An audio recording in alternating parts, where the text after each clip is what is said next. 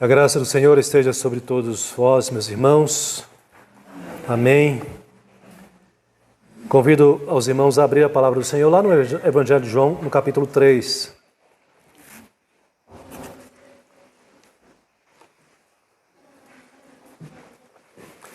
Evangelho de João, capítulo 3. E eu vou ler para os irmãos e os irmãos irão acompanhar a leitura. Do versículo 16 ao versículo 21.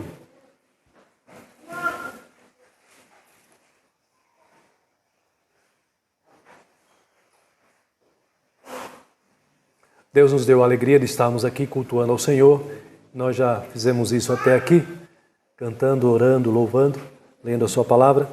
Mas agora temos o privilégio de ouvirmos seu ensinamento, ouvirmos a sua palavra nesta noite. Que Ele tenha misericórdia de mim como pecador, pregador e pecador, e de você que está sentado aí também como o ouvinte, o receptor e pecador também.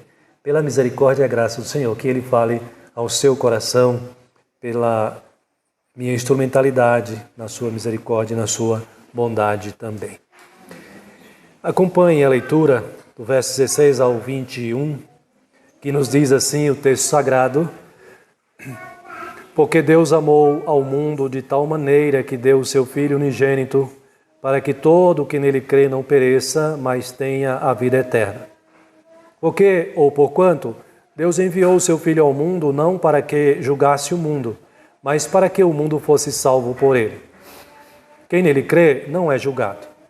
O que não crê já está julgado, porquanto não crê no nome do unigênito Filho de Deus. O julgamento é este, que a luz veio ao mundo, e os homens amaram mais as trevas do que a luz, porque as suas obras eram más. Pois todo aquele que pratica o mal aborrece a luz e não se chega para a luz, a fim de não serem arguidas as suas obras. Quem pratica a verdade aproxima-se da luz, a fim de que as suas obras sejam manifestas, porque feitas em Deus. Que Deus nos abençoe na leitura e também na exposição desse texto sagrado para a sua glória. Amém. Meus queridos irmãos, esse texto, relembrando a você e contextualizando aqui, ele é ainda a continuação daquela conversa muito curiosa e muito interessante que Nicodemos tem com Jesus Cristo. Partiu da iniciativa dele, ele quis ir conversar com Jesus à noite, você se lembra disso, e a conversa se estendeu. É claro que Jesus não se preocupou e não estava interessado em atender à curiosidade de Nicodemos, porque Nicodemos foi atraído pelos sinais e maravilhas que Jesus fez. Você se lembra disso que eu falei aqui domingo passado, não é? Mas eu disse para vocês que Jesus quis tratar um assunto que era mais urgente na vida de Nicodemos, como é também na vida de todo ser humano neste mundo aqui, que é o assunto, o tema do perdão de pecados e da salvação, que foi para isso que ele veio aqui neste mundo. Então esse texto ele prossegue, e essa parte que eu li para vocês aqui até o final, ele vai concluir, ele vai tomar esse formato nesse sentido, e o que Jesus está mostrando aqui para Nicodemos é o grande e perfeito plano da salvação de Deus para este mundo. E é isso que eu quero mostrar aqui para os irmãos, compartilhar aqui com os irmãos nessa noite, nesse breve tempo que eu tenho aqui com os irmãos, dizendo para vocês e refletindo com os irmãos sobre o plano perfeito de Deus para a salvação deste mundo. Deus tem um plano. E é interessante, é curioso e é instigante nós podemos observar Jesus apresentando esse plano aqui para Nicodemos, o fariseu pecador também, o religioso fariseu pecador. O plano de salvação de Deus.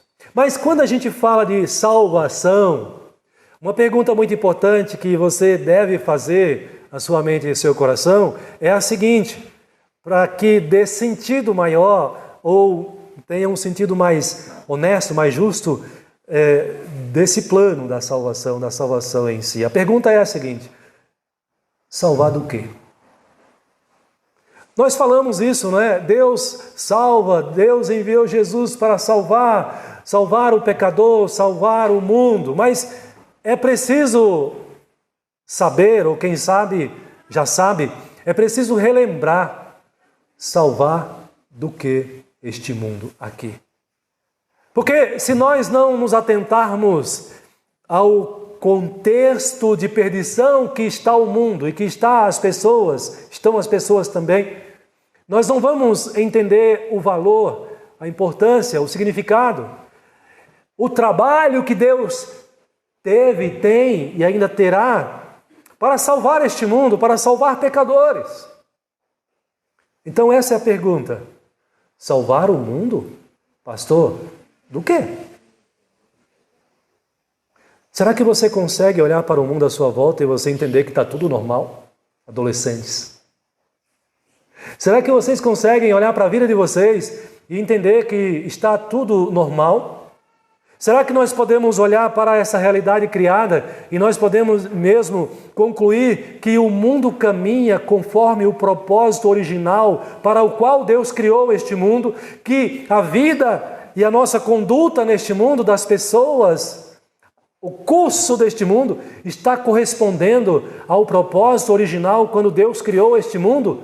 Será que nós podemos concluir dessa forma que o mundo caminha na sua normalidade para a qual Deus criou este mundo? Você acha que está tudo normal? Nós não podemos entender assim, irmãos, que está tudo normal. Nós não podemos olhar para a realidade deste mundo e achar que está tudo normal e que está tudo bem. Quando nós olhamos para o mundo diante de nós e nós enfrentamos e nós nos deparamos com as guerras. Guerras que estão acontecendo e que parece que são intermináveis. Rússia, Ucrânia, Israel, faixa de Gaza e outros países que estão em guerras civis, internamente também. Nós não podemos olhar para a nossa volta e nos depararmos com a fome que há no Brasil. Pessoas estão morrendo de fome. E achar que isto é normal, que Deus criou assim, que está tudo bem. Nós não podemos olhar para a realidade dos vícios, da dependência química. Pessoas, eu vejo isso todos os dias lá no centro de São Paulo. As pessoas cavucando o lixo para encontrar comida. As pessoas jogadas na calçada, embaixo dos viadutos. Nós não podemos olhar para essa realidade dos desastres naturais desta vida e achar que está tudo normal, enchentes, secas, fogo, incêndio, terremotos, tsunamis. Será que Deus criou o mundo para essas coisas? Vocês devem acompanhar ao longo da semana da vida de vocês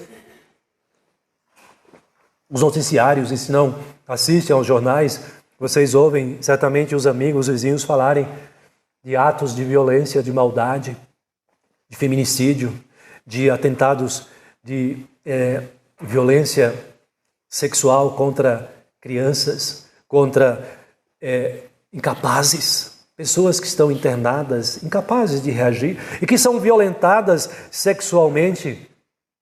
Nós não podemos olhar para essa realidade e achar que esse mundo está normal.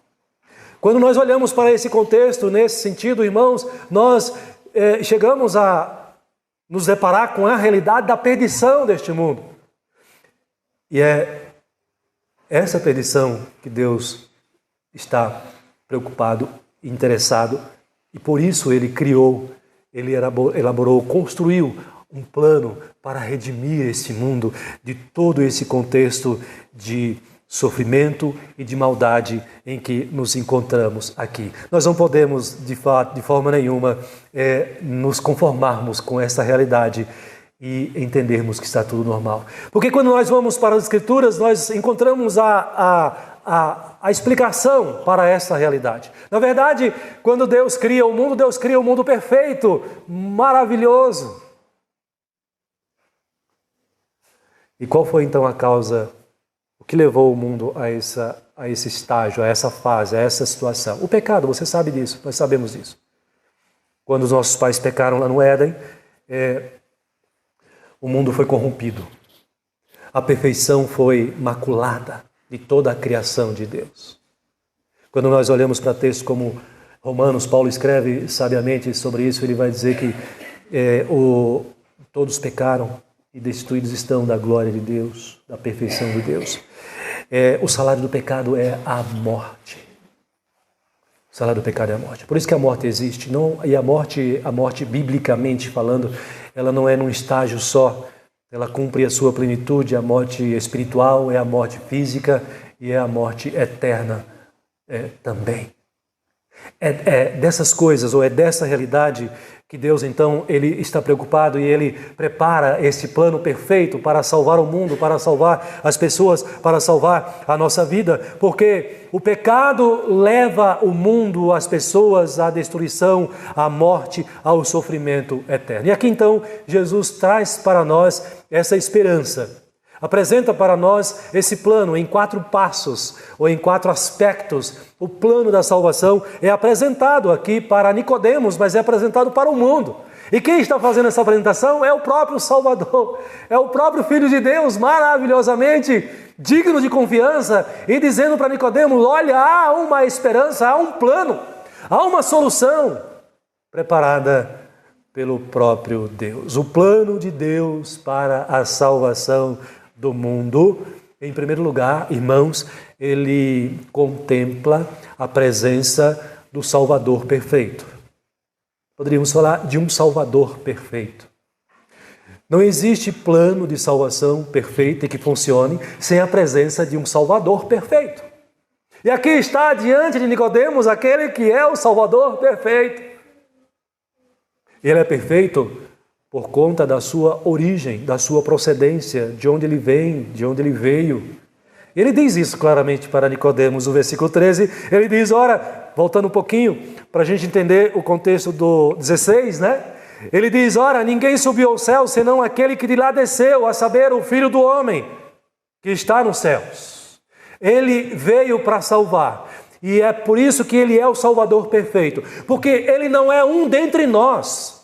Não é possível salvação, não seria e não será possível um Salvador dentre os homens, que tem a sua origem dentre os homens, nascido de homem, nascido de mulher. É por isso que o nascimento de Jesus foi especial, foi milagroso, foi único. Ele é gerado no ventre de uma mulher, mas a sua semente não é de José. A sua semente é do Espírito Santo. A sua procedência é do Pai, é do Espírito Santo. Ele é gerado não do sêmen de José ou de um homem, eles não tiveram relação sexual antes de Jesus nascer, mas ele é gerado no ventre de Maria, e o texto diz lá, né, por obra do Espírito Santo, no poder do Espírito Santo. O Espírito Santo te envolverá, Maria, e você vai dar à luz, você vai gerar e dar à luz o Salvador, Cristo Jesus, o Senhor. Então, o plano de Deus, em primeiro lugar, irmãos, para salvar este mundo, envolve, contempla, requer e apresenta para nós o Salvador que é perfeito. E, de fato, Jesus tem razão, não é? Quando ele diz para Nicodemos, Nicodemos, ninguém subiu ao céu, senão aquele que de lá desceu, o próprio Cristo, o Filho do Homem. Ele está falando aqui da procedência, ele está falando aqui da origem, ele está falando aqui de onde ele veio. Nenhum outro ser humano passou a existir neste mundo, a viver neste mundo, procedente do céu, procedente da presença do Pai, procedente de Deus. O que isso mostra para nós aqui, irmãos? Que o nosso Salvador, embora seja homem, e ele é homem, e é curioso isso, eu gosto de sempre lembrar, quando a gente fala dessa doutrina, né, da natureza de Cristo, eu acho que é sempre importante a gente relembrar, porque vai que você não está atento a isso. Jesus Cristo, quando ele é assunto aos céus, ele é assunto aos céus levando a natureza humana, ele volta aos céus na sua humanidade. Mas não só. Jesus Cristo é o único ser que tem 2 naturezas, a natureza humana e a natureza divina. Por isso que ele é o Salvador perfeito, porque ele procede de Deus, mas ele nasce de mulher, para que ele pudesse salvar pecadores humanos, seres humanos, pessoas humanas. Precisava ser um ser humano, mas um ser humano não igual aos demais, porque estaria manchado pelo pecado, corrompido pelo pecado. E por maior que fosse o seu sacrifício, o seu sofrimento, a sua oferta, para Deus não serviria, para a justiça de Deus não serviria, não iria atender à exigência, ao reclame da justiça de Deus. Precisava ser alguém que, embora fosse humano, mas fosse puro, perfeito, santo. É por isso que Jesus está dizendo para Nicodemos aqui: Nicodemos, ninguém subiu ao céu senão aquele que de lá desceu, o Filho do Homem, este que está diante de você aqui, ensinando para você essas coisas. E é por isso que ele vai completar no versículo 14, trazendo aqui um fato histórico que aconteceu nos dias de Moisés, quando transitavam ainda pelo deserto. Em determinada ocasião, eles foram vítimas de serpentes. O texto chama de serpentes abrasadoras, né? Serpentes com a peçonha mortal, com o veneno mortal. E todos aqueles que eram picados pelas serpentes, o seu destino era a morte. Mas Deus usou Moisés para dizer assim: Moisés, você precisa trazer a cura para este povo. Eu quero curá-los, eu quero salvá-los. E para isso, Moisés, você vai levantar uma serpente no deserto. Uma serpente precisou ser levantada no deserto. E todo aquele que era picado pela serpente, se ele olhasse para o trabalho que ele ia ter, né? Era um trabalhão isso? Era impossível? Era um esforço grande? Não, era algo simples. Os que eram picados, os que estavam ali com o veneno da serpente, o veneno mortal, correndo no seu sangue ali, eles só precisavam fazer uma coisa só: olhar para a serpente levantada naquela haste, naquele poste, apontando já, você já sabe para quê, né? Para a cruz de Cristo. É por isso que Jesus vai usar esse texto aqui para contextualizar agora para os dias. Ele vai dizer no verso 14: e do modo por que Moisés levantou a serpente no deserto, assim importa que o Filho do Homem seja levantado, para que todo o que nele crê não pereça, mas tenha a vida eterna. Jesus está dizendo para Nicodemos: Nicodemos, Deus tem um plano, o Pai Celestial tem um plano de salvar pecadores como você. Mas esse plano, ele precisa ter um Salvador. E esse Salvador sou eu que estou aqui diante de você, Nicodemos. Nicodemos, nesse momento, ele não havia entendido, não entendeu a mensagem do Senhor, não entendeu a evangelização de Jesus Cristo para ele aqui nesse momento. Porque o próprio Jesus vai dizer que ele não creu. Não crê no que ele está dizendo, no que ele está ensinando aqui. Embora o texto vai mais à frente dizer que Nicodemos participa ali na hora que José de Arimateia vai resgatar o corpo de Jesus da cruz. Nicodemos está lá, demonstrando ali algum temor, quem sabe já uma conversão. E a gente é assim mesmo, né? Nós somos lentos. Nós damos muito trabalho para Deus. Não é verdade? Conheço pessoas que Deus veio trabalhando no coração dela desde ainda jovem. E a conversão só foi acontecer anos depois. Não é? Coração duro, pecadores. Nós somos assim. E Deus, ele não desiste, ele trabalha em nós. E isto é possível agora porque há o Salvador que é perfeito. É interessante porque quando você olha, e eu peço que você acompanhe aí o verso 31, do mesmo capítulo, o verso 31, Jesus vai completar essa ideia aqui. Aliás, aqui não é Jesus mais, mas é o próprio evangelista João. Ele vai dizer no verso 31, quem vem das alturas certamente está acima de todos. João, o apóstolo, está falando de Jesus. Jesus está acima de todos. Quem vem das alturas está acima de todos. Quem vem da terra é terreno e fala da terra. Quem veio do céu está acima de todos. Repare a ênfase. E testifica o que tem visto e ouvido. Jesus disse isso para Nicodemos. Nós falamos do que sabemos e testificamos do que vimos. Jesus já havia dito isso lá para Nicodemos, um pouquinho antes, no texto que eu li para vocês. E João, ele reforça esse mesmo ensinamento, dizendo que Jesus, que vem das alturas, que vem dos céus, testifica o que tem visto e o que tem ouvido. Eu pergunto para você, o que João quer dizer aqui? O que Jesus viu, o que Jesus ouviu? Ele está falando aqui do plano da salvação. Ele sabe, ele viu que o Pai deseja salvar. E ele vem apresentar essa salvação, ele vem como Salvador. Ele está dizendo, olha, eu sei do que eu estou falando para você, Nicodemos. Eu sei do que eu estou falando para vocês, meus discípulos. Há um plano eterno para a salvação eterna. Um plano perfeito para a salvação eterna. E eu sei disso, porque eu vim do Pai. E Ele deseja salvar. Então veja que o próprio João, o apóstolo, ele dá esse testemunho. Ele diz isso a respeito do próprio Cristo. E testifica o que tem visto e ouvido. Contudo, ninguém aceita o seu testemunho. Mas quem todavia lhe aceita o testemunho, por sua vez testifica que Deus é verdadeiro. Pois o enviado de Deus fala as palavras dele, porque Deus não dá o Espírito por medida. O Pai ama o Filho e todas as coisas tem confiado às suas mãos. Gente, Jesus é maravilhoso. Ele tem todo o poder. E João está dando esse testemunho aqui, ó. Jesus veio para salvar. E Ele pode salvar. E Ele salva. Porque Deus lhe deu esse poder. O Pai confiou tudo nas mãos do Filho. É por isso que Jesus é o grande nome. Por isso que Jesus é o grande ser. Por isso que a Bíblia vai dar esse testemunho. Não há nome maior do que o nome de Jesus Cristo. Ele é o Salvador perfeito no plano perfeito da salvação que Deus preparou para este mundo e para a sua vida. Guarde no seu coração aí este primeiro ensinamento aqui. O plano da salvação de Deus contempla o Salvador perfeito. Não é Maria, não é Francisco, não é Pedro, não é o presidente dos Estados Unidos, não é o seu braço forte.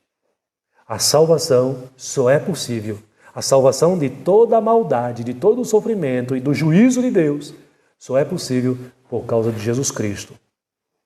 Você tem Ele na sua vida? Você crê nele como teu Salvador? Você segue os seus ensinamentos? Você o ama de todo o seu coração? É preciso isso, irmãos. Se nós temos a Jesus como nosso Salvador, nós precisamos estar unidos a Ele o tempo todo. Nós cantamos isso, temos hinos que nos leva a cantar isso, né? A nossa união com Cristo. Nós precisamos amar a Cristo sobre tudo e sobre todos. Ele precisa ser a razão da nossa vida. Porque afinal de contas foi Ele quem me salvou.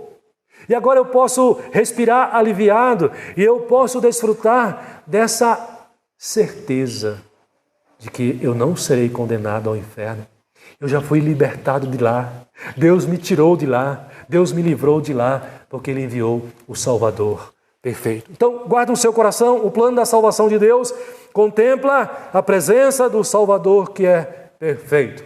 Mas há um segundo ensinamento no texto, irmãos, e aí vem talvez o versículo mais conhecido da Bíblia, depois do Salmo 23, quem sabe, que é João 3,16. Então Jesus se apresenta como o Salvador perfeito porque Ele vem de Deus. Não é um dentre nós, como pecadores que somos. Mas aqui no verso 16 ele vai apresentar a razão. Por que Ele foi enviado e por que do plano da salvação.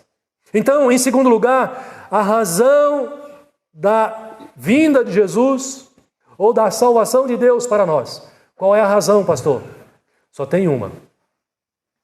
É o amor de Deus.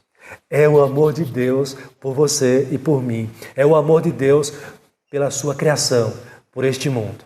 Por que Deus enviou o seu Filho Jesus Cristo? Gente, não foi fácil Deus enviar Jesus a este mundo. Não foi barato. Não foi um centavo, né? Uma coisa sem valor. Deus enviar o seu Filho a este mundo. Olha que lindo o verso 16. Porque Deus amou ao mundo de tal maneira. Olha a ênfase do autor. Deus amou ao mundo de tal maneira. Quando você quer dar ênfase, você usa palavras assim semelhantes. Dá ênfase a alguma coisa que para você é muito importante, né? Quando a avó quer dar a ênfase o quanto ela ama o seu neto, né? Ela diz assim, eu amo o meu neto. Já era suficiente.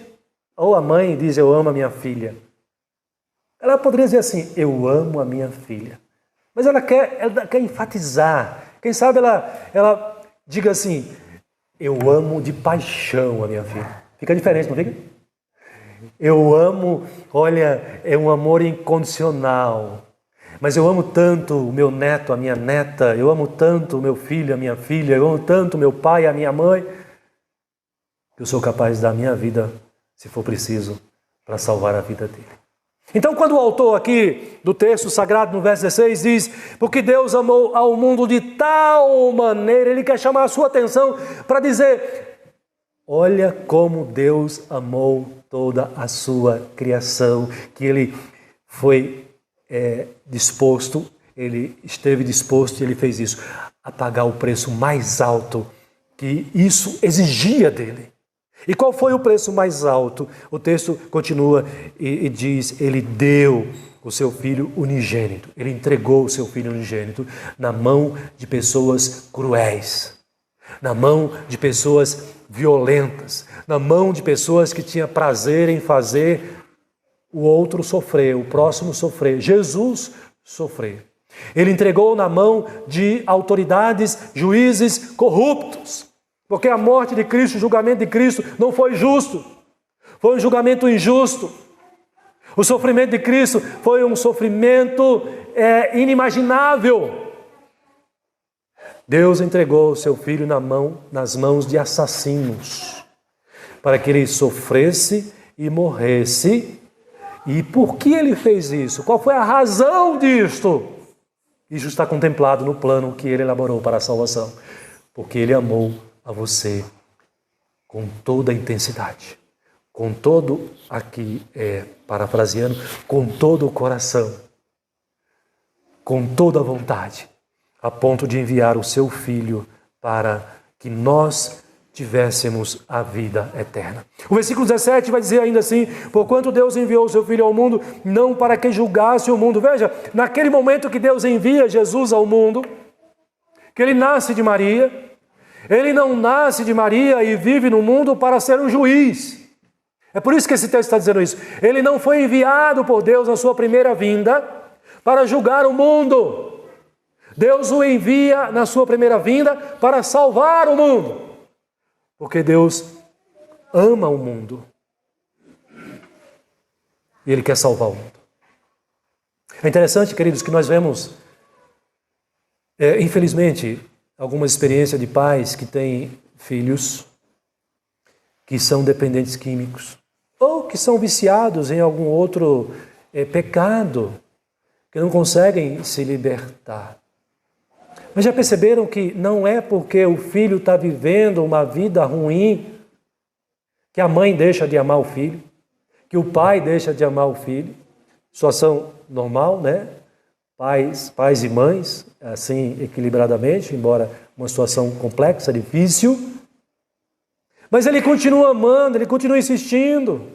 Eu conheci um senhor, membro da igreja, um oficial da igreja, que ele teve uma experiência assim, ele perdeu o seu filho. E ele sumia. Família, o pai sumia. Ninguém sabia onde o pai estava. Depois, quando reencontrava, ele dizia que estava procurando o filho dele. Estava em busca do filho dele. Sumiu. E normalmente, muitas vezes, quando um filho ou uma filha some aqui em São Paulo, muitas vezes é encontrado na Cracolândia, né? Foi alcançado pelo vício, pela droga, pelo crack ou outro tipo de... Mas o pai continua amando. Por que eu estou trazendo aqui essas ilustrações aqui? Deus criou este mundo perfeito, como você, no início, criou o seu filho com todo amor, com todo carinho, entendendo que estava criando ele perfeitamente. Mas o mundo se perdeu. O mundo se desviou de Deus. E o mundo se contaminou. E quando eu falo mundo, eu estou falando não só da criação, da natureza, mas principalmente de nós, seres humanos. E nos perdemos e nos corrompemos. E nos desviamos de Deus e entristecemos a Deus e ofendemos a Deus com os nossos pecados. E nos apartamos de Deus. Mas você acha que Deus desistiu da sua criação? Não. Você acha que Deus desistiu das suas criaturas? Não. Deus continua amando este mundo. E é por isso que Deus, então, Ele cria esse plano de salvação, que envolve o seu Filho amado. E que nós estamos vendo aqui em segundo lugar a motivação, a razão pela qual Deus criou o plano da salvação. É o amor de Deus. É o amor de Deus. É por isso que nós aprendemos na Bíblia, em vários textos, que nós somos salvos não porque merecemos. E, de fato, não merecemos. Alguém aqui merece a salvação de Deus? Alguém aqui merece ir para o céu? A sua própria consciência já te condena, já diz não. Por mais que o orgulho não queira falar, seja orgulhoso, não, espero que não seja o seu caso, mas a sua consciência no seu íntimo está dizendo, eu não mereço. Eu não mereço a bondade de Deus. Eu não mereço o amor de Deus, eu não mereço o perdão de Deus, eu não mereço a promessa de Deus na salvação, eu não mereço a salvação de Deus, eu não mereço um céu perfeito, eu não mereço uma terra perfeita, restaurada plenamente, eu não mereço nada, nenhum favor da parte de Deus, eu não mereço. Mas Deus continua amando você. E é por isso, queridos, que a palavra de Deus vai dizer que você ama Deus, você ama Deus? Vocês amam a Deus? E vocês sabem por que vocês amam a Deus? A Bíblia traz essa resposta. Você ama a Deus e você só ama a Deus. Por quê? Porque Deus te amou primeiro. Diz lá, João, nas suas cartas. Você só pode amar a Deus, você só é capaz de amar a Deus porque Deus te alcançou com o seu amor primeiramente. E aqui está manifestado. Em segundo lugar, a razão pela qual Deus quis salvar este mundo, salvar pecadores neste mundo, por causa do seu amor. O amor de Deus é imparável. Estou usando uma palavra diferente aqui, né? O amor de Deus é irresistível. O amor de Deus é imbatível. O amor de Deus é poderosíssimo. O amor de Deus, nem Satanás pode anular, barrar o amor de Deus. Foi capaz de entregar o seu próprio filho. Deus fez a coisa mais difícil que ele podia fazer no plano da salvação. Então não existe nada mais que possa impedir Deus salvar pecadores neste mundo aqui. Porque o amor que ele tem pelas suas criaturas, pela sua criação, é suficiente e motiva Deus, levou Deus a fazer isso. Agora, queridos, Deus elaborou esse plano, mas escuta, não parou, não terminou. Deus está trabalhando nisso. Deus está trabalhando na aplicação deste plano. E é por isso que o Evangelho é pregado, é por isso que a igreja está aqui reunida, é por isso que você testemunha de Cristo lá fora, e é por isso que você vive a fé, porque o plano de Deus ele está sendo executado. Deus tem outros que Ele quer salvar ainda, até a volta de Jesus Cristo, Ele quer salvar outros, Ele vai salvar. Porque ninguém pode impedir Deus, agindo eu, quem impedirá? Você conhece esse texto. Deus é soberano, Ele é supremo, Ele é extraordinário, grandioso. Então, se Ele quer salvar o pecador A, B, C, D, esse pecador será salvo. E quando Deus chama o pecador, esse chamado é irresistível, irrecusável. E você sabe disso, porque você está aqui, nesta noite. Você já foi alcançado por este chamado, que a Bíblia chama de convite também, né? Por este convite fundamentado, embasado no amor de Deus para conosco. É por isso que João vai dizer, vede que grande amor nos tem concedido o Pai. Olha que de inimigos que nós éramos, a nossa condição de inimigos, porque a Bíblia vai dizer que quando Deus veio para nos salvar, nós éramos inimigos de Deus. De inimigos, Deus te constitui agora como filho de Deus, filha de Deus. Porque João diz, vede que grande amor nos tem concedido o Pai, a ponto, olha, ele está mostrando aqui o absurdo, né? Entre aspas aqui. A ponto de sermos chamados filhos de Deus.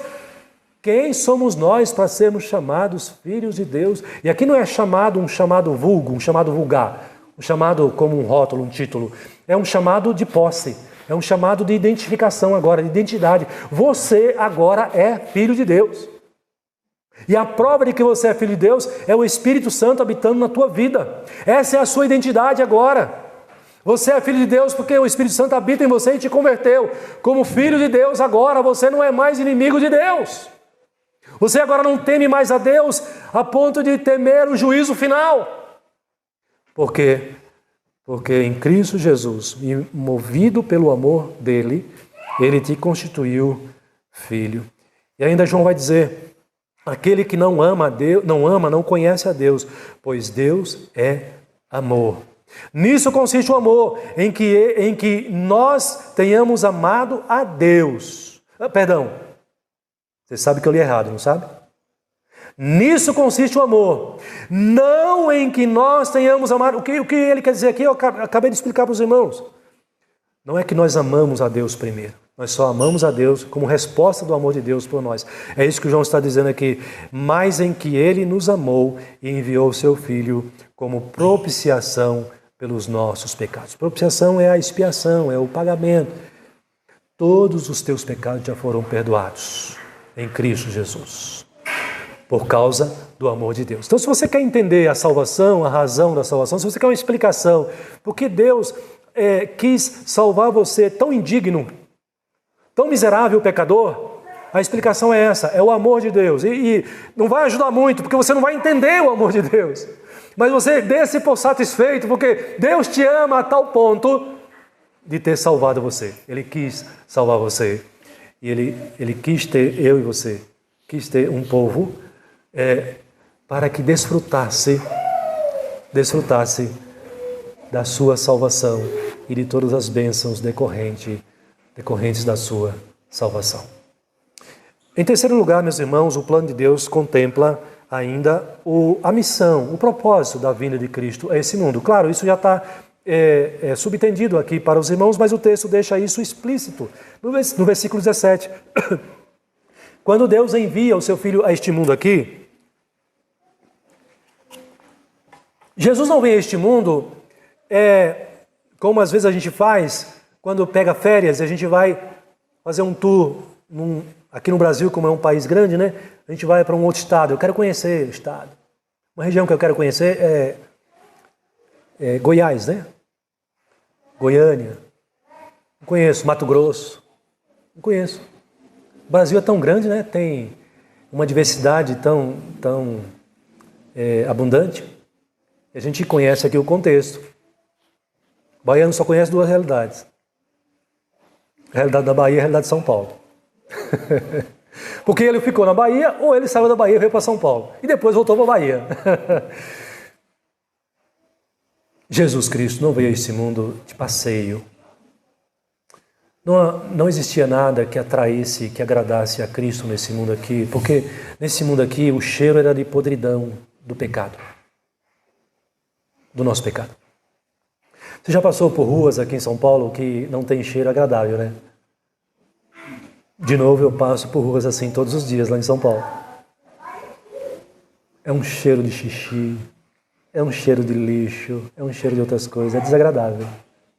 Pessoas muito sujas. É ruim isso. Você acha que Deus criou o ser humano para isso? Você acha que Deus criou este mundo para isso também?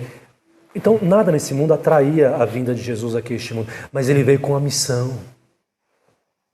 E essa missão é muito clara. Essa missão faz parte do plano que Deus elaborou para a salvação deste mundo aqui. O versículo 17, então, traz para nós essa realidade. Eu vou repetir o versículo 17, dando essa ênfase aqui. Porquanto Deus enviou o seu Filho ao mundo, não para que julgasse o mundo. A época de julgamento vai acontecer ainda. Jesus Cristo tem duas missões em relação a este mundo. Duas vindas aqui, né? A primeira é esta, é a missão, ele veio com a missão de salvar. E ele fez isso, está fazendo isso. Mas ele virá a segunda vez, não mais para salvar, para julgar. É o fechamento da conta, é a conclusão do plano da salvação, percebe? Mas até então, ele veio a este mundo, na sua primeira vinda, diz o texto, não para que julgasse o mundo, mas para que ele veio então, pastor? A Bíblia responde, para que o mundo fosse salvo por ele. Para que o mundo fosse salvo. É interessante que João, lá no versículo 29, ainda no capítulo 3, ele vai fazer aqui uma apresentação do mundo e mais especialmente da igreja ou do povo de Deus neste mundo. Ele vai trazer aqui a relação do casamento, do noivo e da noiva. Jesus, ele está batizando, não ele propriamente, mas os seus discípulos, ele está evangelizando, e na ocasião, João Batista também está batizando, e aí há uma discórdia, uma disputa entre um dos discípulos de João Batista e um judeu. E o judeu diz assim, olha, aquele lá, o que você apresentou como cordeiro, ele está batizando. Ele vem fazer uma denúncia, ele vai fazer uma provocação, o judeu ali, né? Olha a resposta de João Batista para estes. Versículo 29 do capítulo 3. O que tem a noiva é o noivo. O amigo do noivo, que é João Batista, que sou eu, João Batista dizendo, né? O amigo do noivo que está presente e o ouve, muito se regozija por causa da voz do noivo. E aí João dá o testemunho dele aqui, ó. Pois esta alegria já se cumpriu em mim. Jesus Cristo veio com a missão, como sendo um noivo, resgatar a sua noiva, constituir esse casamento perfeito, elaborado por Deus. Você compõe essa noiva, a igreja de Cristo compõe essa noiva. Então, irmãos, o plano da salvação de Deus contempla a vinda de Jesus a este mundo com uma missão. A missão de salvar pecadores, e só Ele pode fazer isto, só Ele pode redimir a redenção deste mundo. Só é possível por meio de Jesus Cristo. A redenção da sua vida só é possível por meio de Jesus Cristo. E Ele está fazendo isso. E Ele veio para isto. Ele veio para salvar. É por isso que nós devemos andar com Cristo. É por isso que nós devemos amar a Cristo. É por isso que nós devemos, não só na nossa oração, mas no nosso empenho, no nosso esforço, na nossa luta, nós devemos imitar a Cristo dia a dia, buscar imitar a Cristo cada dia mais. E orar a Deus e dizer assim, Senhor, me ajuda a imitar o Teu Filho Jesus. Senhor, me ajuda a ser mais parecido com Jesus Cristo. Eu quero ser mais parecido. Eu quero ter mais o caráter de Cristo. Eu quero Te amar, Pai, como Cristo Te amou.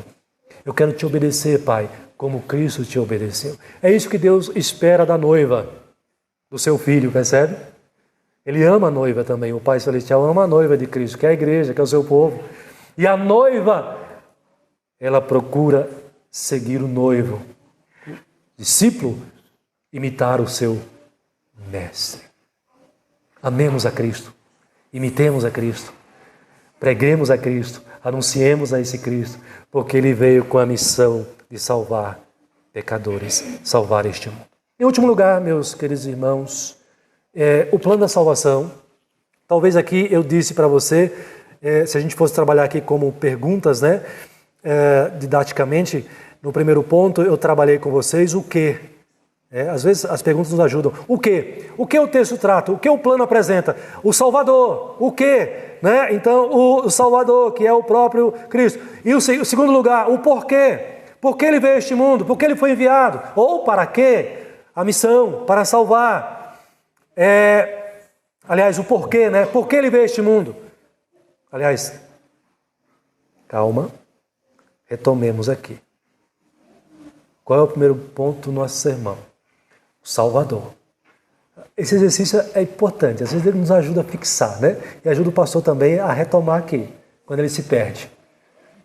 Então, estou dizendo para vocês que o plano da salvação contempla 4 aspectos. Qual é o primeiro mesmo? O Salvador. Há um Salvador perfeito. O segundo, a motivação para essa salvação. Qual é a motivação? O amor. O amor de Deus. O terceiro aspecto do plano da salvação, a missão. Então, em terceiro lugar, irmãos, é o para quê. Para que Cristo veio a esse mundo? Então, é o quê, o porquê e o para quê. Eu chego aqui no último ponto. É o como.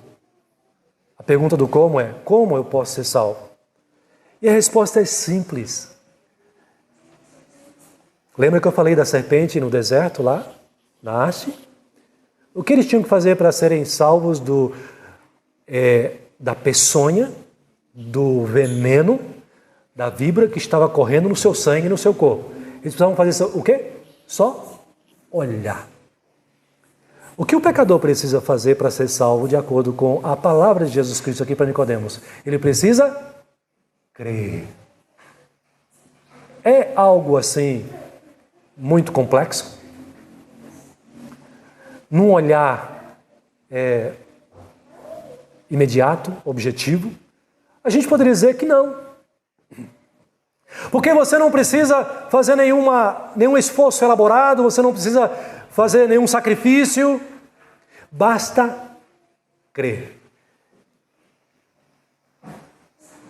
Observe o verso 18.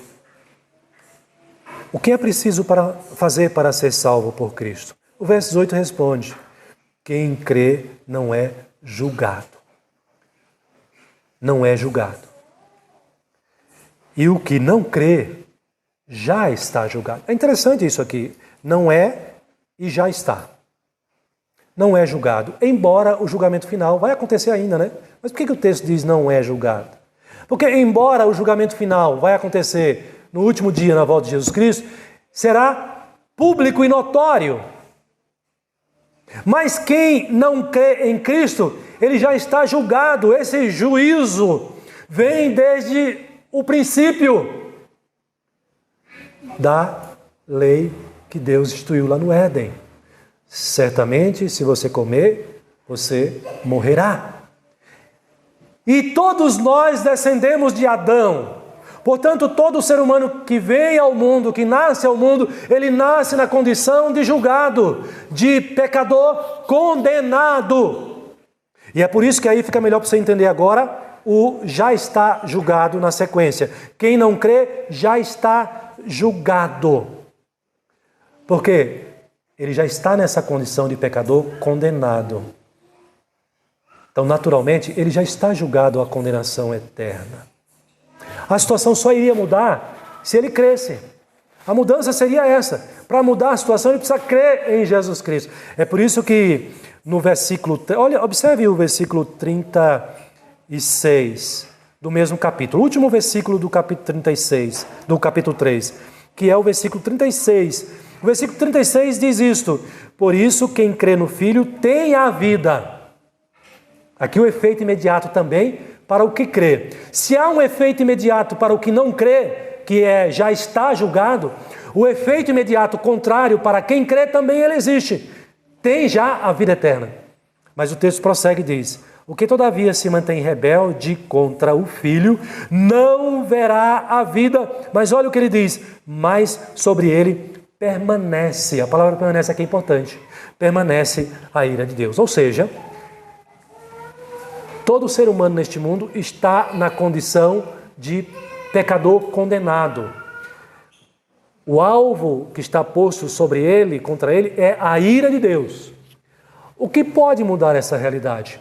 O que pode mudar essa realidade é o que é apresentado no plano da salvação de Deus. Jesus Cristo, o amor de Deus, a missão dele e o que ele precisa fazer para mudar essa realidade. Crer. Só ele precisa crer em Jesus Cristo como o seu Senhor e o seu Salvador. É por isso que o texto diz, nessa ênfase e nessa objetividade, né? É bem objetivo o texto. Quem crê tem a vida eterna. Quem não crê já está julgado. Permanece sobre ele a ira de Deus, ou ele permanece debaixo da ira de Deus. Irmãos, nós precisamos pregar o Evangelho. As pessoas precisam ouvir esse plano da salvação, conhecer o plano da salvação, porque eles estão debaixo dessa condição, como nós estávamos antes também. E para que a condição deles mude, a possibilidade de mudar, é o plano que Jesus apresenta aqui. E você viu que Jesus fez isso simples? De maneira simples, Jesus evangelizou aqui Nicodemos. Nós podemos seguir também esse modelo de Cristo para a nossa evangelização das pessoas à nossa volta. Simples. Você diz para as pessoas, olha, existe um Salvador. Primeiro você explica a condição de perdição que ele se encontra, que esse mundo se encontra também. E mostra para ele que há esperança. Deus tem um plano para salvar a sua vida. Deus tem um plano para salvar este mundo. Qual é o plano? E você explica. Jesus Cristo é o Salvador. Ele veio porque Deus nos amou. Ele veio com essa missão. E o que você precisa fazer? Só uma coisa. Você precisa crer no Filho de Deus como Salvador. Ele é capaz e poderoso para mudar a tua realidade. Ele fez isso com vocês. Ele fez isso conosco. Nós temos essa prova. E Ele pode e quer fazer isso com tantos outros que estão lá fora também. Que Deus abençoe a sua vida. Que Deus use você como instrumento para isso. E que você agradeça a Deus e louve ao Senhor, porque apesar de não merecermos, Ele criou esse plano e Ele está aplicando esse plano para a nossa salvação. Amém.